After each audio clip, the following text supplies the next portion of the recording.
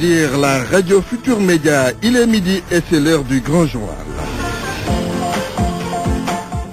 Les accusations de l'opposition contre le pouvoir, une source proche du ministère de l'Intérieur répond aucun report des élections législatives n'est prévu ni envisagé. Macky Sall vient décider à mettre un terme au trafic illicite de bois. Trafic zéro, c'est ce qu'il veut et a demandé aux forces armées et paramilitaires de faire face au fléau. L'insécurité, une réalité dans la commune de Thiès. Dans la cité du Rail, il y a beaucoup d'agressions, des cas de vol et d'enlèvement. La situation fait peur. Et puis le collectif des ex-travailleurs de 19 sociétés spoliées de leurs droits dans la rue ce samedi, leur dossier n'avance toujours pas, alors que le président de la République avait donné des ordres en leur faveur. L'actualité internationale, c'est le tour du monde avec Georges Dechediop. Bonjour Georges. Bonjour Antoine. Aux États-Unis, Barack Obama veut une transition en douceur avec son successeur Donald Trump à la Maison-Blanche ce jeudi. Au Gabon, Jean Ping, loin de s'avouer vaincu, nouveau recours auprès de la Cour constitutionnelle pour contester les résultats de la présidentielle. Nous nous rendrons en Afrique du Sud où Jacob Zuma est de nouveau visé par une motion de défiance. Les titres sport. Malal Junior Diagne, bonjour. Bonjour Antoine. Football, avant-dernière séance d'entraînement des Lions du Sénégal avant le choc contre l'Afrique du Sud samedi prochain. Aliou Cissé ouvre pour 15 minutes la tanière à la presse nationale présente en Afrique du Sud. Réhabilitation des stades de Dakar, Martaba en visite de chantier depuis ce matin dans les différents stades de la capitale. Nawetan 2016, l'ASC Galgui de Khar Yalla prépare sa demi-finale contre l'ASC Arafat. Ce sera vendredi au stade Demba Diop. Et pour El Hadji Diouf, capitaine des Verts de Khar Yalla, il faut être fair play, venir au stade jouer sans violence. La chronique du jour, c'est l'affaire d'Abdoulaye Ndiaye. Et puis, meurtre, cambriolage et vente illicite de médicaments. Que pensez-vous des difficultés auxquelles fait face le secteur de la pharmacie? Point de vue vers 12h30. Bienvenue à toutes et à tous.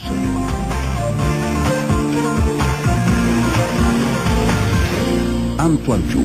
L'opposition a écrit au président de la République et charge son régime en l'accusant de vouloir reporter les élections législatives de 2017. Mais une source proche du ministère de l'Intérieur qui soupçonne la coalition Manko Wattu Sénégal de n'être pas prête à aller aux joutes de 2017 nous a fait savoir qu'aucun report n'est prévu ni envisagé. Et la même source rectifie Oumar Sarr et compagnie sur la fin du mandat des députés. Binta Diallo. Après la lettre que l'opposition a adressée au président de la République, une missive à charge contre le pouvoir, nous avons tenté d'en savoir plus.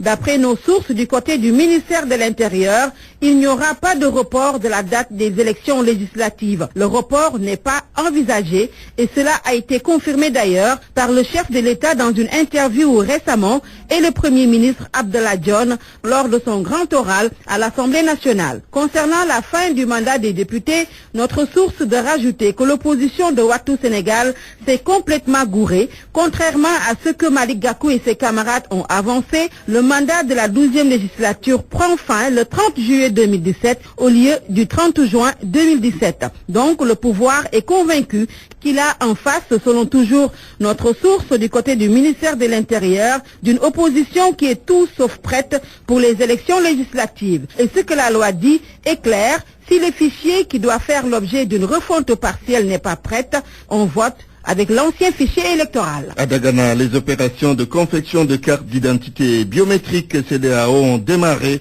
4 jours après, 200 inscriptions ou demandes ont été enregistrées au niveau de la seule commission logée à la préfecture de la localité. L'on constate qu'aucun parti politique n'est représenté au sein de cette commission. Reportage à Dagana, Alousseinou Diagne.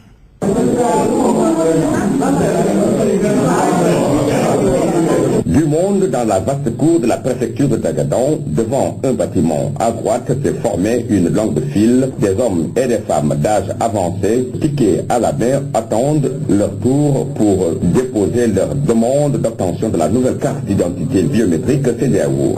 Il y a même des personnes qui passent la nuit ici pour être les premiers le matin pour être inscrit. À l'intérieur de la salle, le président de la commission administrative fait révision partielle des listes électorales. Ahmed Alizou, un gendarme à la retraite, nous accueille avant de nous faire le point après quelques jours de démarrage effectif. C'est quand on a installé la machine, pour mieux dérouler les opérations, on a essayé sur quelques cartes. Ce jour-là, c'est le premier jour qu'on a enregistré les 50 premières cartes. Le premier jour, on avait enregistré 50 demandes. Le second jour, 55. Et le troisième jour, 94. Hier, on a fait 113 demandes. Tout se passe très bien. Pour le moment, il n'y a aucun problème. Le président de la commission, la CEDA, est représenté. Mais les partis politiques, dans leur ensemble, brillent par leur absence. Richard Toll, Sénégal RFM. Pour moi, RFM, c'est la radio de la réactivité. RFM, partout, tout le temps. 12h06, le réseau de trafic de bois est extrêmement bien organisé et le président de la République en est conscient. C'est pour cette raison qu'il a demandé à l'armée et au corps paramilitaire de faire face au mal. Macky Sall veut zéro trafic. Il l'a dit ce matin à l'occasion de la journée de l'armée. C'était lors de la cérémonie donc qui s'est tenue au camp Djaldjob. Il promet de renforcer les moyens matériels de l'armée. Compte rendu Mantouré. Honneur au chef suprême des armées. Nous assistons à l'arrivée de Monsieur le Président de la République. Distinction aux promotions 2016 de l'école militaire de santé, de l'école nationale des officiers d'active et du cours de formation des officiers de gendarmerie.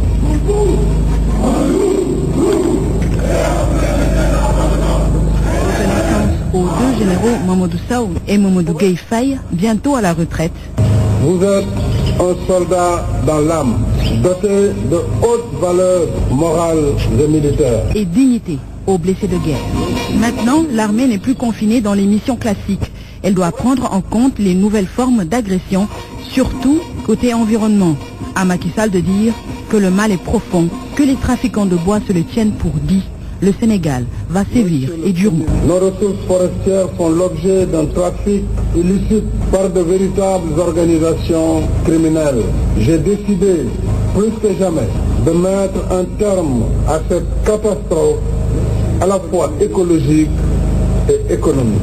Il faudra donc une tolérance zéro contre le trafic illicite de bois sur l'ensemble du territoire national. Pour cela, l'équipement militaire doit être de qualité, disponible en quantité suffisante. Un personnel sain dans un environnement sain pour un objectif salutaire. Je réaffirme ma volonté de poursuivre le plan d'équipement, tout comme les efforts d'amélioration des conditions d'existence du personnel, surtout à l'endroit des sous-officiers et militaires du rang. Au sud du pays, les forces armées ont procédé entre février 2015 et octobre 2016 à d'importantes saisies, plus de 1000 troncs d'arbres, plus de 600 planches, plus de 900 sacs de charbon, 2 plateaux, plus de 200 madriers, plus de 100 charrettes, plus de 90 interpellations, 9 tronçonneuses et presque 20 véhicules. Le président de la République donc veut zéro tolérance dans le trafic de bois en Casamance. Nous restons avec l'armée qui ne fait pas rêver ces jeunes Sénégalais. Les arguments avancés par les concernés, c'est qu'il y a de la précarité quand on s'engage dans l'armée dans certaines conditions. D'autres évoquent les raisons propres à eux. Un reportage de Mohamed Ali Mouba. Dans le cœur de Mamadou Diop, 27 ans, l'armée nationale occupe encore une place de choix. J'aime l'armée. Quand je vais là-bas pour voir 4 avril, wow, je suis content de voir les hommes prendre un uniforme. Je l'aime quoi. Jolis apparats, une démarche cadencée lors des cérémonies officielles, respect et estime des autres. Et pourtant, il n'a pas franchi le pas. C'est que pour lui, d'autres choses ont posé sur la balance. Si l'armée, il n'y a pas de libéré, j'ai y aller. Mais je ne pense pas que j'ai y aller et on me libère. Ça, c'est un tardement, quoi. Natif de Dakar, Mohamed, au volant de son véhicule, se gare. L'armée, un vieux souvenir qui ne le tente plus. L'armée, moi, à vrai dire, ne me tente pas. Parce que regardez, tous les policiers, ils viennent de l'armée. Ils sont très violents envers les citoyens. Dans les stades, dans la rue, dans les manifestations. Moi, je préfère ne pas faire partie de ceux qui violentent les compatriotes. Je déteste la violence gratuite. Image d'homme violent qui ne respecte pas le citoyen. Ce n'est pas exactement ce qui a poussé Malik, le tablier, à s'accrocher à son petit commerce. Bon, l'armée, ça ne fait pas trop. C'est pourquoi vous voyez policiers et gendarmes qui tous sont issus de ce corps prendre des 1000 francs à gauche et à droite. C'est de la corruption. Moi, je suis Ndongo Dara, que Dieu m'en garde. Malgré tout, l'armée nationale fait partie encore des corps bénéficiant le plus d'estime auprès des populations, même si certains jeunes pensent qu'elle devrait faire plus pour ne pas perdre cette estime. RFM, la radio de toute l'actualité. La radio de toute l'actualité. La tentative d'enlèvement d'une femme enceinte illustre à merveille l'insécurité qui règne dans la commune de Thiès. Et ce n'est pas un fait isolé, puisque des cas d'agression et de vol sont fréquemment enregistrés dans la cité du Rail. En fait, tout est lié à l'urbanisation galopante de la ville et les sous-effectifs des éléments de police. Les populations veulent plus de sécurité, cher Anta Diop. Vol, agression, hier un enlèvement spectaculaire. L'insécurité commence encore à régner à Thiès. Et cette situation crée la psychose chez certaines populations. Effectivement, il y a une femme qui a été enlevée à Cité Lamy, bien sûr. Vraiment, c'est la consternation totale, la désolation totale. Parce qu'on ne souhaiterait pas que vraiment, aujourd'hui, il faut quand même renforcer la sécurité à Thiès. Ça crée la psychose dans la population. Parce que vraiment, on ne sait plus à quel sens se vouer vraiment. Si les gens ont peur de sortir, parce qu'on ne sait pas qui est qui, on ne sait pas les agresseurs, parce que c'est pas écrit au front ou quoi que ce soit. Alors tu peux rencontrer un gars à un moment, il saute sur toi. Il peut t'agresser à tout moment. Vraiment, c'est déplorable cette situation, vraiment. Babou Sen, un policier à la retraite, apprécie la situation. L'insécurité, certes il y en a, mais c'est dû à des facteurs que les gens doivent comprendre. D'abord, la population a augmenté. Il y a aussi un manque cruel d'effectifs au niveau des polices et des gendarmeries. Les éléments ne sont pas suffisamment armés. Ces forces de sécurité qu'on appelle à tout moment n'ont pas les moyens matériels pour faire le travail qui se doit. Parce qu'on ne peut pas comprendre un commissariat ou un poste de police qui n'a qu'un seul véhicule. Certes, ils veulent bien faire le travail, mais ils ont peur maintenant de faire le travail. Parce qu'on ne peut pas comprendre un policier ou un gendarme dans le cadre de sa mission régalienne qui commet une erreur ou bien une faute se voit emprisonné. Ainsi, il y a certains faits qui renvoient à une recrudescence de l'insécurité à Thiès et les populations interpellent les autorités publiques pour une prise en charge de cette problématique. RFM Thiès, Cheikh Anta Diop. Le phénomène commence à inquiéter à Goudomp. Il s'agit des chiens qui errent dans la commune. Un danger permanent au quotidien et puisque les populations sont exposées, les acteurs de la société civile demandent à la mairie de prendre les mesures idoines. Nous y reviendrons lors de nos prochaines éditions avec Max Euclide de Camfani. La ministre de la Santé a bien reçu le Conseil national de l'ordre des pharmaciens hier, Dr Awa Marie Kolsek, qui a présenté ses condoléances à l'ensemble des travailleurs du secteur, a surtout donc décidé donc de prendre des dispositions qui doivent être qui devraient satisfaire les demandes des pharmaciens dans les meilleurs délais. Toutefois, le Conseil n'a pas donné d'assurance quant à la levée de son mot d'ordre de grève. Dr Aboubakri Sarr, conseiller technique au ministère de la Santé, joint par Sornana Tambaya. Effectivement, hier après-midi, sur sa demande, Madame le ministre a eu à recevoir les représentants des pharmaciens, que ce soit l'ordre, le syndicat et les associations de pharmaciens. C'était d'abord pour compatir, mais également voir avec eux les dispositions qui doivent être prises pour aller dans le sens en cas de régler ce problème dans les meilleurs délais et les meilleures conditions. Et il y a eu un échange de propos, également d'orientation pour régler ce problème-là. Et à la suite de ça, effectivement, Madame le ministre leur a donné beaucoup de conseils pour d'abord leur montrer sa solidarité et également sa disponibilité, mais plus particulièrement toutes les dispositions qui sont en train d'être prises au niveau des différents départements ministériels pour régler ce problème. Ils ont eu à faire une présentation de la situation. Le ministre a eu à répondre, comme nous autres conseillers du ministre, et à la suite de cela, le ministre leur a donné beaucoup d'orientation. Au sortir de ça, ils ont bien compris le message de Mme le ministre, et aujourd'hui, certainement, ils sont en train d'évaluer ce premier contact avec l'autorité, et peut-être à la suite de cela, certainement, si vous les approchez, ils vous diront en tout cas les dispositions ou bien la conclusion qu'ils tireront de cette rencontre. Le collectif des ex-travailleurs spoliés de leurs droits annonce une marche pacifique ce samedi 12 novembre. Le président avait promis de les rétablir dans leurs droits et avait même donné des instructions au Premier ministre, mais depuis lors, le dossier n'avance pas. Alors, ces ex-agents de 19 sociétés veulent se faire entendre. Moustapha Gueye, coordonnateur du collectif avec Sornana Tambaye. C'est lors du conseil des ministres du 8 septembre. Le président avait donné des directives au Premier ministre de voir tous les dossiers en liquidation, de les régler le plus rapidement possible. Il a répété encore du conseil des ministres du 13 octobre et d'organiser un conseil social avant le 25 octobre. Depuis lors, les décisions dont le président avait données, rien n'a été fait, ni exécuté. C'est pour ça qu'il a suscité notre inquiétude. Notre premier plan d'action, c'est de faire une marche pacifique le 12, Inch'Allah. Si rien n'est fait, nous avons entamé notre plan d'action ultime. Ce ne sera pas étape. Mais nous appelons à tous nos membres, d'où ils se trouvent sur le territoire national, de se préparer le 12, de venir en masse faire une marche pacifique. Deuxièmement, nous sensibilisons le président de la République, vraiment de voir les décisions dont il donne aux ministres. Donc il faut que tous ces ministres respectent ces décisions. Parce que nous sommes des travailleurs déflatés depuis, il y a des gens qui ont fait 5 ans, d'autres 15 ans, d'autres 25 ans. Jusqu'à présent, nous courons derrière notre droit. Notre droit est évalué à peu près à 25 milliards. Il y a 7 sociétés qui dépendent de l'État. Les autres dépendent du privé. On vient de l'apprendre, cette triste nouvelle. Il s'agit du décès du chanteur Ndougadien. Nous y reviendrons. Les consommateurs de Ziguinchor réclament du riz parfumé. C'est parce que le produit est absent des boutiques depuis plusieurs semaines. Sur le marché, il n'existe que le riz ordinaire. Retrouvons à Ziguinchor Lamine Ba.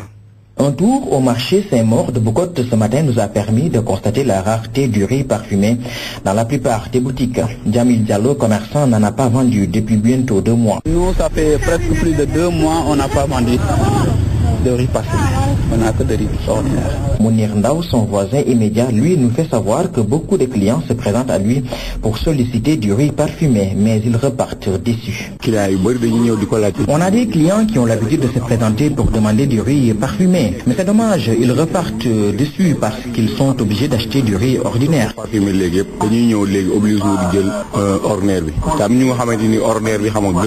La preuve pour Djamil que le riz a presque disparu du marché. Nous, on ne sait pas trop. L'essentiel, chaque jour, on voit de nouveaux clients qui viennent ici nous demander s'il y a du riz parfumé. Cela confirme qu'il y a un manquement. Par rapport à nous, on n'a pas vu de grandes choses qui peuvent nous confirmer que dans telle date, on peut avoir ce riz. Cette situation, ce sont les ménagères qui la ressentent directement. Elles se plaignent de la qualité du riz qui leur est proposé en lieu et place. Pendasso d'abord. On est fatigué, il faut que l'État nous aide parce qu'on doit trouver ce riz parfumé. Qu'il ne faille ensuite. Le malheur, c'est qu'on a perdu tous nos dents avec ce riz ordinaire qui contient beaucoup de petites pierres. Et puis, il faut sélectionner les saletés qui sont là-dedans. Cela peut entraîner des soucis de santé. De grâce qu'il nous ramène le riz parfumé. À quand la réapparition du riz parfumé dans le marché à Ziguinchor? Les consommateurs croisent les bras et attendent impatiemment. Lamine Ba, Ziguinchor, Radio Futur Média. L'actualité internationale. Georges Dekejov, États-Unis d'abord. Barack Obama veut une transition en douceur avec Donald Trump. Le milliardaire dont il avait affirmé qu'il représentait une menace pour la démocratie, c'était pendant la campagne. Barack Obama reçoit ce jeudi Donald Trump à la Maison-Blanche, rencontre pour préparer la transition.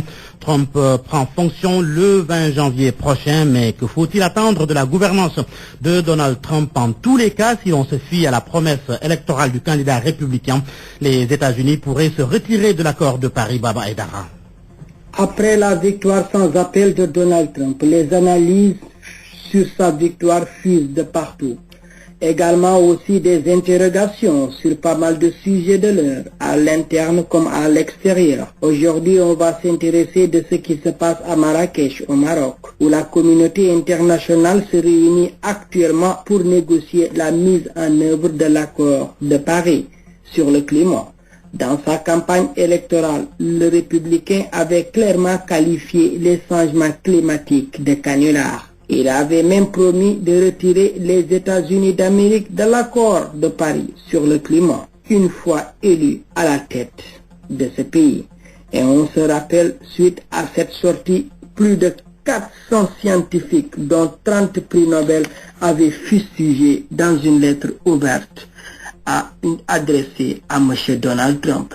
Et pour eux, les conséquences d'une telle décision seraient sévères et durables pour le climat de notre planète et la crédibilité internationale des États-Unis. Reste maintenant à savoir si Donald va tenir sa promesse électorale, c'est-à-dire retirer l'Amérique de cet accord de Paris. Baba Idara, Washington, pour la radio Futur Média. Et pendant ce temps, Baba Idara, des manifestations aux États-Unis dans plusieurs villes, c'est pour protester contre la victoire de Donald Trump, la victoire surprise du républicain. Des milliers de personnes ont marché dans les rues de New York, Chicago et Seattle. Des manifestations donc devant la Trump Tower et la Maison Blanche, Antoine.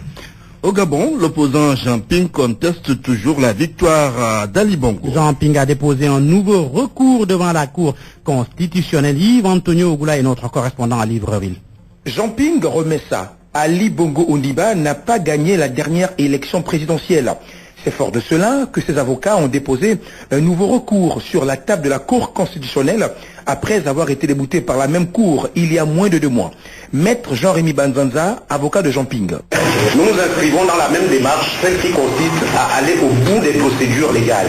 La chose qui a été demandée au président Ping et à tout le camp du président Ping, c'est de suivre les voies constitutionnelles et procédures légales pour faire toutes sortes de revendications. Nous y sommes simplement parce que la loi nous permet de repartir devant cette même Cour. La loi nous dit qu'on peut repartir dans certaines conditions devant la Cour constitutionnelle et nous avons utilisé justement les dispositions de l'article 87 pour repartir devant la Cour constitutionnelle parce que nous avons constaté que nous n'avons pas pu présenter tous nos arguments devant cette Cour constitutionnelle. Le pouvoir ne se sent nullement inquiété par cette nouvelle saisine. Alain-Claude Bilé-Binzé est le ministre de la Communication, porte-parole du gouvernement. S'agissant d'attaquer la décision de la Cour, libre à eux, et la Cour rendra sa décision le moment venu. C'est une institution qui est totalement autonome et indépendante et qui n'a pas Bilé-Binzé comme porte-parole. Elle aura l'occasion d'examiner la requête et rendra publique sa décision le moment venu. Ce vendredi, les avocats de Jean Ping sont attendus à la Cour constitutionnelle. Yves Antonio Goula, Libreville, RFM. En Côte d'Ivoire, la campagne électorale pour les législatives ne va pas être longue. Les candidats auront une semaine pour convaincre du 10 au 16 décembre. C'est ce qu'a annoncé le porte-parole du gouvernement hier après la réunion du Conseil des ministres. Les élections législatives ivoiriennes sont prévues le 18 décembre prochain. En Afrique du Sud, Jacob Zuma, pas encore au bout de ses peines. Le président sud-africain englué dans plusieurs scandales de corruption. Une nouvelle motion de défiance contre lui est examinée ce jeudi au Parlement. C'est la 3e fois d'ailleurs en moins d'1 an que le chef de l'État sud-africain est contesté à l'occasion d'un vote de censure ou de destitution. En République démocratique du Congo, pour terminer, heure entre étudiants et forces de l'ordre, des affrontements entre la police et des étudiants de l'Institut supérieur de technologie appliquée. Les étudiants ont manifesté à Goma et à Kinshasa. La grogne a tourné à l'affrontement avec la police. À l'origine des tensions, les frais académiques, une idée du gouvernement d'aligner le prix pour s'aligner donc sur l'inflation en République démocratique du Congo. Antoine. Georges Dekejog, merci. Parole aux auditeurs. L'actualité, qu'en pensez-vous? Moi, je pense que vous devez. Réagissez dans nos éditions d'information sur l'actualité. Bonjour. Oui, bienvenue sur cette antenne d'RFM. Du lundi au vendredi, vous avez la parole sur RFM. Notre cambriolage et vente illicite de médicaments, que pensez-vous des difficultés auxquelles fait face le secteur de la pharmacie? Point de vue dans quelques minutes. RFM. Le football d'abord, Malal Junior gagne avec Aliou Cissé qui ouvre les portes de la tanière aux journalistes à Polokwane. Et c'est pour 15 minutes seulement pour cette séance d'entraînement qui va démarrer à 13h à Polokwane. Les Lions s'entraînent à l'hôtel même, suite donc à la sortie de la ville. Babacar Fall est l'envoyé spécial de RFM à Polokwane. They have never beaten us Ils ne nous ont jamais battus. Cette phrase de Tchèque Machaba, le sélectionneur de l'Afrique du Sud, est à la une ce matin du Sowetan, l'un des journaux les plus lus du pays. Le coach des Bafana Bafana qui a dit hier à ses joueurs de ne pas craindre les Lions, en soulignant que son équipe n'a jamais perdu un match officiel contre le Sénégal. L'équipe sud-africaine qui s'entraîne encore ce jeudi au Peter Mokoba Stadium de Polokwane, lieu du match de samedi. Des Sud-Africains avec une équipe composée en grande partie de joueurs locaux autour de l'attaquant Dane Clayton, le vétéran de 31 ans qui fait son retour dans le groupe. Je suis là pour aider l'équipe, déclare le joueur du Super Sport United. L'équipe des Bafana Bafana déjà ragaillardie par la victoire du club des Mamelodi Sundowns en finale de la Ligue des Champions africaine. Babacar Fall, Polokwane, RFM. Matarba visite les stades en chantier ici à Dakar. Depuis 10 heures, le ministre des Sports est en compagnie des journalistes pour visiter les différents stades en chantier. C'est donc pour faire le point sur l'état d'avancement de ces travaux engagés par l'État du Sénégal. Mataba s'est rendu tôt ce matin à Ngalandou Diouf à Rufisque, qu'il devra également se rendre au stade de Ndiarème à Guédiawaye avant d'aller à Alassane Djigo à Pikine, puis l'arène nationale. Les stades, justement, on en parle à Amadou Barry. L'éclairage fait défaut, raison pour laquelle les sportifs demandent à l'État de mettre en œuvre un plan programme pour la restriction de ces projecteurs. Salif Sow nous en parle.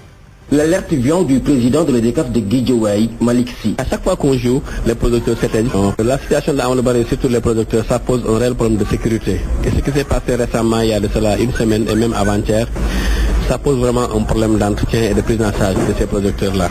Guédiawaye ne mérite pas ça. Saisi, la grande mairie peine à jouer sa partition comme voulu. Sa volonté affichée est peu suffisante pour satisfaire les usagers de l'unique stade fonctionnel de Guédiawaye. C'est vrai que nous avons saisi le maire à plusieurs reprises, il est au courant, et qu'un appel d'offres avait été lancé pour refaire le stade, et même les producteurs, mais jusque-là, ça tarde à venir. Et ça vraiment, c'est pas correct, c'est pas normal, c'est à la limite frustrant, à la limite même, c'est un peu honteux. Plusieurs matchs ont été reportés faute d'éclairage suffisant pour s'attirer la foudre des amoureux des Navétanes. L'autre jour, on était dans l'insécurité totale. Il y avait un match très dangereux, même comme en fait estampillé très dangereux, mais qui avait été arrêté faute de lumière. Et ça, c'est pas correct. Dans tout le Sénégal, dans tous les stades qui ont de la lumière, les gens jouent, sauf à Guédiawaye. Et le préfet aussi de Guédiawaye, pour des raisons de sécurité, préfère arrêter pour qu'on puisse vraiment jouer pendant le jour. Et ça, c'est pas normal. 3 ans ou même plus, un même calvaire. Amadou Barry est mal éclairé et pourtant, la récente réhabilitation du stade a coûté près de 700 millions de francs CFA, mais l'éclairage n'était pas pris en compte, a précisé le président de l'EDCAF de Guédiawaye, Malik Sy. Salif Sow, Guédiawaye, Radio Futur Média. Salif Sow, merci. Nous parlons de Nawetan pour finir avec la zone 7B de l'EDCAF de Dakar qui joue ses demi-finales demain vendredi au stade de Demba Diop à l'affiche. Là, c'est Galgui joue contre l'équipe de Arafat à 19h. Une demi-finale que les joueurs de Galgui veulent gagner. Vous entendrez dans nos prochaines éditions le capitaine Eladj Diouf de cette équipe de Galgui, mais également vous entendrez les responsables de l'équipe d'Arafat qui appellent tous les deux au fair play pour une demi-finale avec du spectacle et sans violence au stade Demba Diop. Merci, Malal Junior Diagne. RFM, la chronique du jour. Le Haut Conseil des collectivités territoriales est installé et c'est pour le parachèvement de notre dispositif institutionnel. Sa vocation, donner des avis pour aider au développement des populations, c'est tout l'intérêt de la décentralisation. Chronique, signé Abdoulaye Ndiaye. La décentralisation pratique administrative qui remonte aux années 1800. C'est une part de notre histoire. Elle a accompagné la construction de notre État moderne à travers quelques étapes marquantes. De 1972, qui consacre les collectivités locales, à l'année 1990, qui établit entre autres la fonction élective de président du conseil rural avec le rôle d'ordonnateur des budgets, jusqu'en 1996, qui pose l'acte définitif de la régionalisation des communes d'arrondissement ainsi que le transfert de 9 domaines de compétences. Une philosophie commune nous paraît sous-tendre ces différentes phases de réforme, à savoir assurer un développement économique et social à la base et réussir le rapprochement entre une administration du système jacobin et des administrés. Les bonnes intentions proclamées ont-elles été souvent au rendez-vous de cette sorte de révolution culturelle? Toujours est-il que la prééminence de l'État à travers ses représentants s'est souvent maintenue au point de susciter des frictions avec les élus locaux. Formés à l'école de l'État unitaire, les responsables de l'exécutif local savaient influer sur les décisions arrêtées librement par les populations. Aujourd'hui, c'est une nouvelle évolution qui garde certaines anciennes formes en y coulant un métal nouveau. On comprend en effet que consolider l'État démocratique suppose une participation populaire aux prises de décision et qu'avec plus de 600 collectivités, de nombreux départements et communes, penser le développement global, c'est impulser une dynamique à chaque entité locale. Départementalisation ou communalisation intégrale, au-delà des nouvelles désignations et des statuts conférés, demeure un enjeu, celui du financement. Nous pensons que l'État central risque un essoufflement face aux nombreuses sollicitations et qu'il lui devient de plus en plus difficile d'avoir un niveau de transfert de moyens importants aux collectivités locales pour que celles-ci puissent assurer leur mission. L'unique forme d'appui à celles-ci reste les politiques publiques prenant en compte certaines urgences sociales, infrastructurelles ou économiques. Pour autant, on devrait éviter une décentralisation plus administrative que développementale. Il faut pour cela accompagner les nouveaux pouvoirs octroyés par des leviers de solutions aux nouvelles demandes et besoins exprimés par les communautés. On sait par exemple que le monde rural sénégalais est traversé par un mode d'organisation de l'activité dominée par l'agriculture paysanne. Elle est le fait d'exploitation familiale qui ont besoin d'appui dans une relance de ce secteur. En même temps que les nouvelles dispositions doivent permettre le développement d'un secteur privé agricole dans un environnement législatif et réglementaire assaini, il serait porteur de solutions face au chômage des jeunes, la pauvreté et toutes les formes d'exclusion. Nous aurons là des territoires viables qui feront du développement, ce qui pourrait leur conférer un caractère compétitif. La particularité de chaque collectivité devra être transformée en avantage générateur de sources de financement pour ces projets. Elle est une taxe sur l'exploitation minière, revenus ristournés d'infrastructures routières ou d'autres structures économiques. Nous ne pouvons ne pas souligner l'exemple de la commune de Malicounda avec la centrale solaire dont est actionnaire à hauteur de 5% l'institution municipale.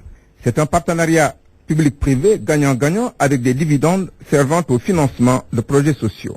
C'est une pyramide inversée en matière de développement mettant en devant des acteurs maîtres de leur destin. Nous sommes loin du modèle longtemps entretenu par l'État centralisateur, à savoir penser le développement en haut et l'imposer en bas. C'est tout l'échec de schémas qui ont montré leur inefficacité aussi bien administrative qu'économique. La décentralisation, nouvelle solution pour les populations entités de base, motive et responsabilise. Il faudra toutefois éviter d'en faire un espace de confrontation au service de politiques partisanes.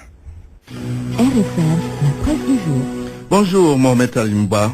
Bonjour. À la une, la victoire de Trump. Ce n'est pas le chevalier qui est attendu et pourtant c'est lui qui est arrivé au galop sans coup férir. Coup de patte du républicain Donald Trump, l'homme qui a mis KO d'un coup de patte la démocrate Hillary Clinton, ultra favori.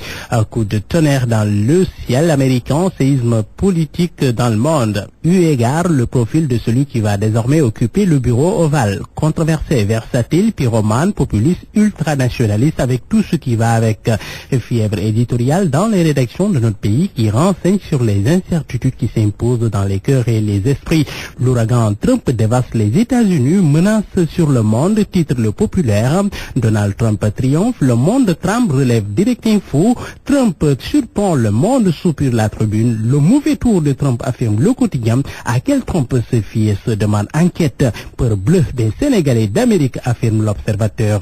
Sucré salé du quotidien de déroulé. Le parfait outsider, dit le confrère, a coiffé au poutre l'enfant chéri des médias et des sondeurs. Donald Trump a parfaitement trompé tous ceux qui, par le monde, le donnaient d'avance battu du fait de ses extravagances.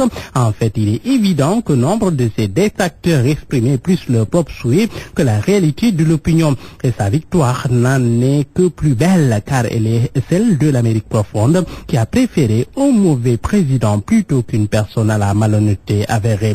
Et surtout, joli coup de pied à tous les prétendus sondeurs qui pensent mieux connaître les gens qu'eux-mêmes. Samba l'art de renchérir. Malgré l'onde de choc, note le confrère, la surprise d'une élection, les États-Unis n'ont pas failli à leur réputation de terre de toutes les possibilités. Le cas Donald Trump est la preuve que chacun à peu près peut y vivre ses rêves. Question, l'excentrique milliardaire pourra-t-il mettre alors à exécution ses rêves, ses plans?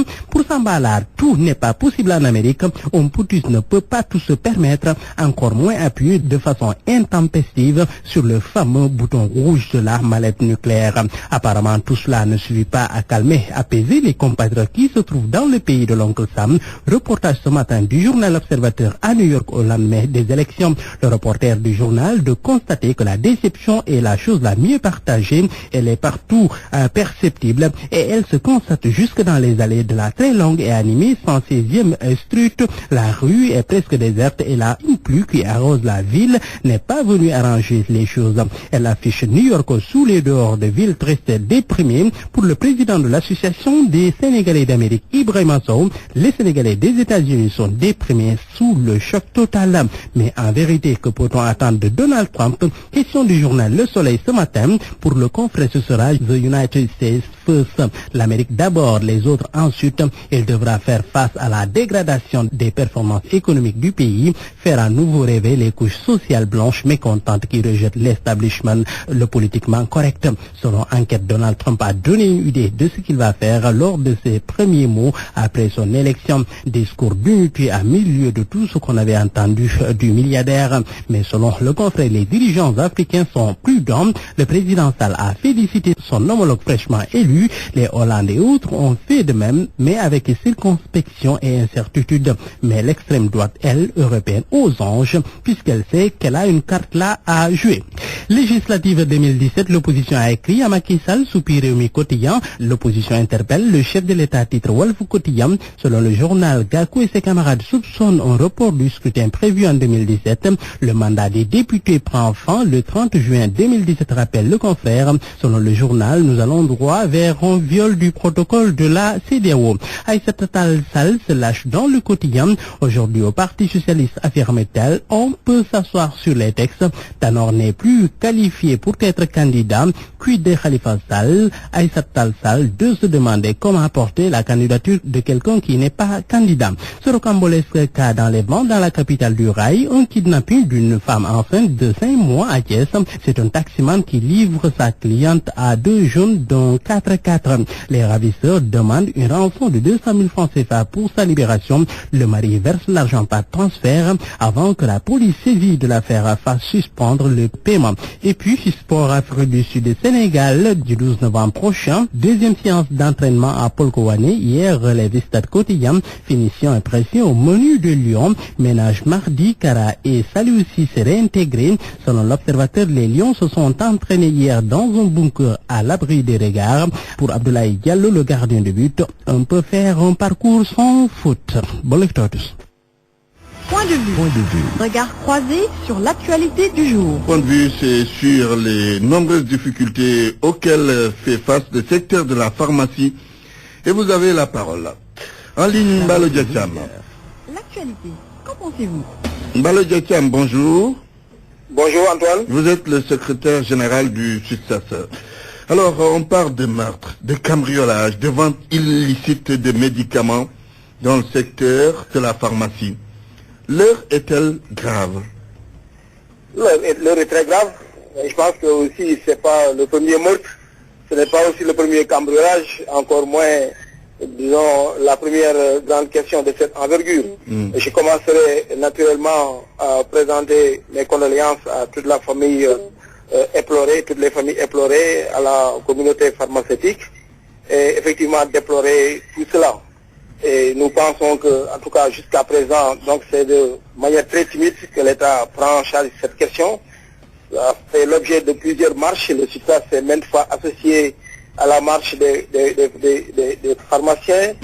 Bon, on a, disons, à maintes occasions crié au scandale. Il y a eu beaucoup de cambriolage, les médicaments encore contenus d'être vendus dans la rue et au vu aussi de tout le monde. Et personne ne dit rien, personne ne fait rien. Oui, nous pensons que quelque part quand même, il y a un laisser-aller et nous ne serons pas aussi à l'abri aussi d'autres meurtres aussi si ça continue comme ça. Parce que le médicament est très lucratif, ça tout le monde le sait. Oui. Pour ce qui est des cas de meurtre et de cambriolage, on sait ce qu'on doit faire. C'est d'assurer la sécurité dans ces secteurs, disons, aux officines de pharmacie. Pour également ce qui est de la vente illicite de médicaments, on sait ce qu'on doit faire, mais on ne le fait pas. Pourquoi? Ça, je pense qu'on aurait dû poser la question à ceux qui sont chargés de la sécurité, à ceux qui sont chargés de veiller sur tout le monde. Le droit à la sécurité, le droit à la santé, c'est des droits fondamentaux. Nous pensons que nous savons les pharmacies au moins, on sait au moins les pharmacies qui sont de garde. Je pense qu'il faut quand même essayer de faire quelque chose à ce niveau. Nous savons aussi là où se vendent les médicaments, disons, de la rue, qui non seulement sont souvent illicites, mais souvent aussi sont dangereux. On ne connaît ni la date de péremption, ni l'utilisation qu'on en fait. Et je pense que ça a fait l'objet aussi de beaucoup d'émissions. Même à la TFM, on a participé à un plateau, ça fait un peu moins de 2 mois ou 3 mois comme ça. Et nous pensons que les autorités regardent faire, chacun vend son médicament dans un coin de rue et ensuite maintenant, bonjour les dégâts. Nous pensons qu'il y a lieu quand même, disons, de prendre les taureaux par les cornes. Oui. Une fois nous avons vécu avec, ça aussi on ne cessera de le dire, avec Maître Souleymane Ndiaye quand il était, disons, Premier ministre, il y a eu quelques actions d'éclat. Nous pensons que le centre de gravité s'était déplacé, mais nous pensons aussi que... Il y a quand même que Serindi, et jusque-là, aucune mesure radicale. Vous soupçonnez qu'il y ait quelque chose derrière? Mais évidemment, si Serindi est à 0 mètre de la police centrale et de la gendarmerie de Tchonk, etc., nous pensons que quelque part, donc, il y a quand même donc, un laisser-aller qui ne dit pas son nom. Si aussi on va aussi dans des lieux où le médicament est exposé sur des tables en plein soleil, nous pensons que il y a quelque chose à faire. Malheureusement, le ministère de la Santé n'est pas outillé pour cela.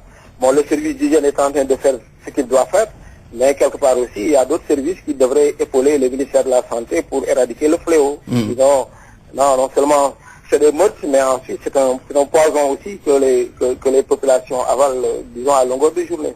Très bien. Balo Diatiam, merci. Je rappelle que vous êtes le secrétaire général du SUTSAS. En ligne, le docteur Aboubakrin Sarr, c'est le conseiller technique.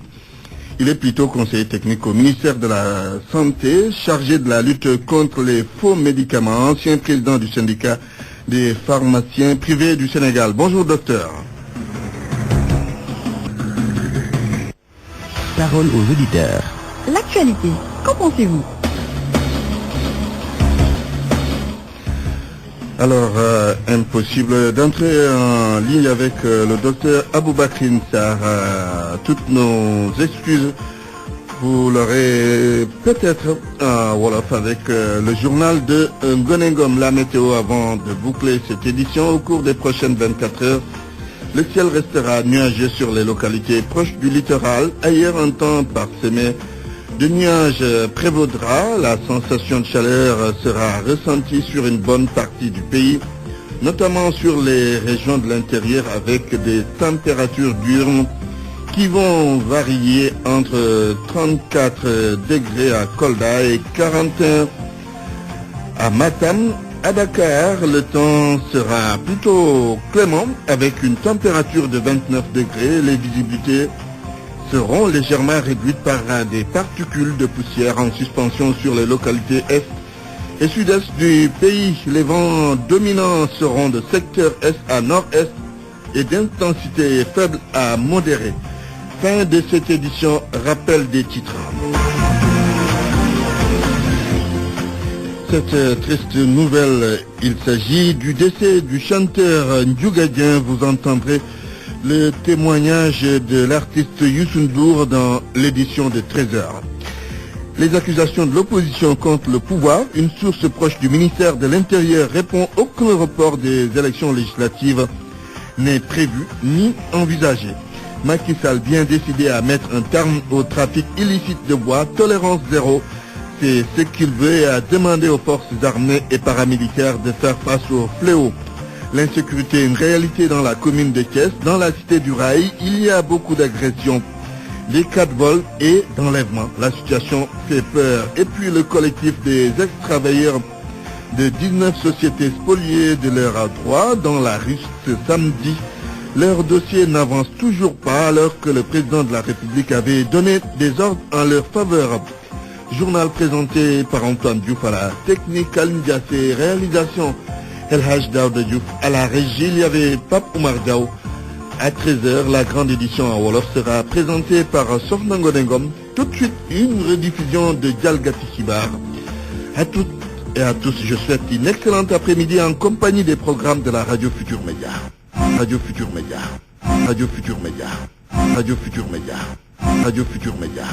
Radio Futur